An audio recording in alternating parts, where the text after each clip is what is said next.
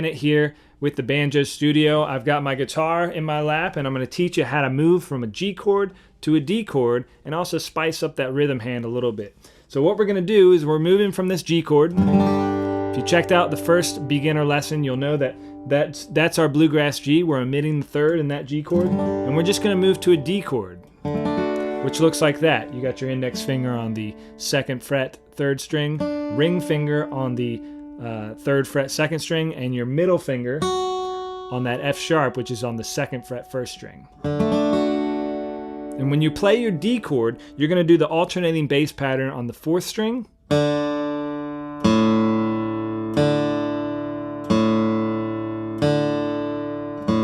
like that, going between the 4th string and the 5th string.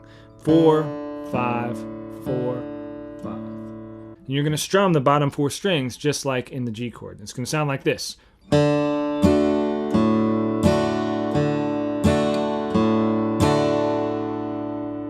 Nice. So what you want to practice first before we get into this walking bass movement is just switching between G and D. Do G for 4 counts and then D for 4 counts. So G, 2, 3, 4, 1, 2, 3, 4. Just like that. Okay.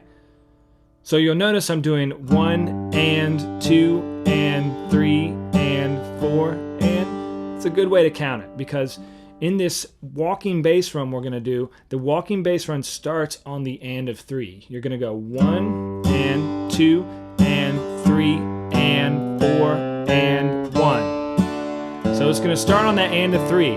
If that helps you get it, 1, 2, 3 and 4 and 1. Okay, so check out this run. What I'm doing is I'm going to that 2nd fret 5th string, and I'm walking up chromatically, which means in half steps, and then to the C note, which is on the 3rd fret, 4th fret, and then I'm landing on that open D, and that's going to be the beginning of my D chord.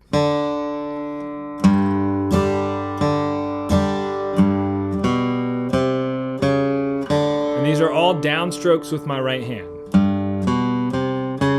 And you can just practice that isolated. That's a great way to practice it at first. And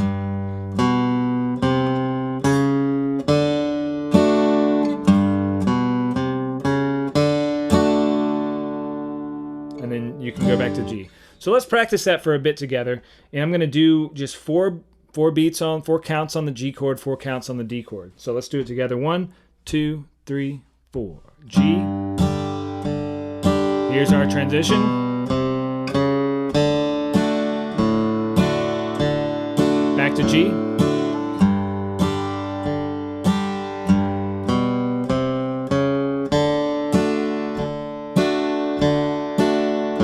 Back to G. 3 and 4 and 1.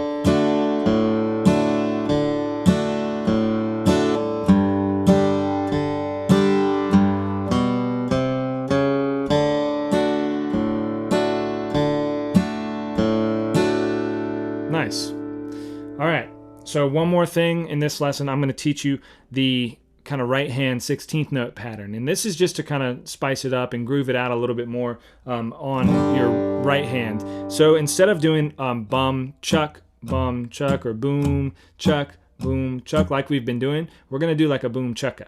So there's going to be like this little note that's added after our chuck, which is our strum. Boom, checka, doom, checka, boom, checka, boom. And this fills out the sound a little bit more. And so all I'm doing here is a little upstroke, and I'm kind of brushing the bottom 3 strings. You don't need to get all of them. It's just kind of like this grace note almost. And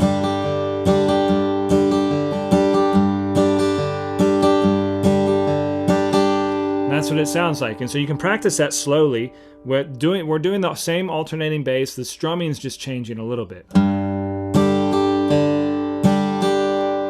So you can hear I'm going dum, da-ka, dum, da-ka. And that's a good thing to practice with the metronome. And you can do it over the D chord as well.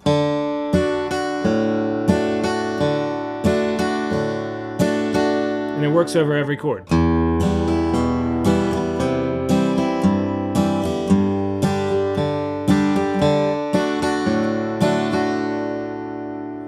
And now you're well on your way to becoming a bluegrass rhythm guitar player.